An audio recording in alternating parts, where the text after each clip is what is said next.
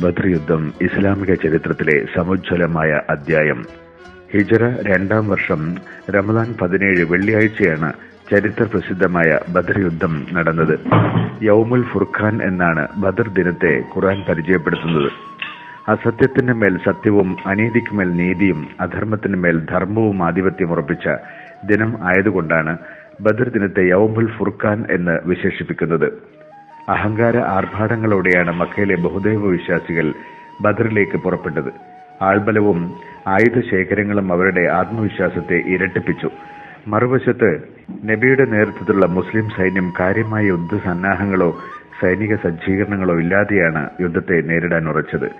ഉറച്ച വിശ്വാസവും ആത്മാർത്ഥതയും സമർപ്പണവും മാത്രമായിരുന്നു അവരുടെ ഊർജം. ബദറിൽ പ്രതിയോഗികൾക്ക് മേൽ സമ്പൂർണ്ണ ആധിപത്യം ഉറപ്പിക്കാൻ മുസ്ലിം സൈന്യത്തിന് സാധിക്കുകയും ചെയ്തു. അള്ളാഹുവിന്റെ സഹായത്തിലുള്ള വിശ്വാസ ദൃഢതയാണ് പ്രതിസന്ധി ഘട്ടങ്ങൾ വിശ്വാസികളെ വിജയത്തിലേക്ക് നയിക്കുക എന്നാണ് ബദർ നൽകുന്ന വലിയ ഗുണപാഠം. കഴിവും ആസൂത്രണവും മനുഷ്യവിഭവങ്ങളും എല്ലാം ഉണ്ടെങ്കിലും അള്ളാഹുവിൽ നിന്നുള്ള സഹായത്താൽ നാം അടിയുറച്ച് വിശ്വസിച്ചെങ്കിലേ നമുക്ക് വിജയം കൈവരിക്കാൻ കഴിയുകയുള്ളൂ. പ്രതിബന്ധങ്ങളെ സക്രിയമായി അഭിമുഖീകരിക്കാൻ മുസ്ലിം ഉമ്മത്തിനെ പാകപ്പെടുത്തുന്നതിൽ ബദറിന് അനൽപമായ പങ്കുണ്ട്.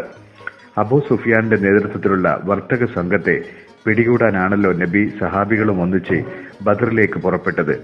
വാദി ദിഫാറിൽ വെച്ചാണ് സർവായുധ വിഭൂഷിതമായ മക്ക സൈന്യത്തെയാണ് തങ്ങൾക്ക് നേരിടേണ്ടി വന്നത് എന്ന യാഥാർത്ഥ്യം നബി അറിയുന്നത്.